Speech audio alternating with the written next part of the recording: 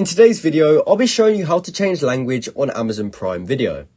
Now, this process will be slightly different depending where you live in the world, and that's because in some parts of the world, Prime Video actually has its own specific website, whereas in other parts of the world, Prime Video is built into Amazon. Now, if you're on the Prime Video site, which is specifically for Prime Video, what you can do is go up to the top right corner and look for this profile icon, and you can then go down and click on Account and Settings. From there, you'll see a screen like this, and one of your options at the top will be language, and you can actually click on this to change the language of your Prime Video account. Now, if that didn't work for you, that probably means that you're on the different Amazon site. So what you'll have to do is actually scroll down and just find a movie or show that you want to watch. Now, let's just say that I wanted to watch 22 Jump Street. I can simply click to start this, and then in the top right corner, we can see a few little icons. However, we want to click on Subtitles and Audio, and from here, we can change our audio settings on the right hand side.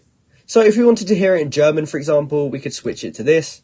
And from there, when we click play, we'll actually hear it in the language that we selected. So that's how you can change language on Amazon Prime Video. I hope you found this video helpful, and thanks for watching.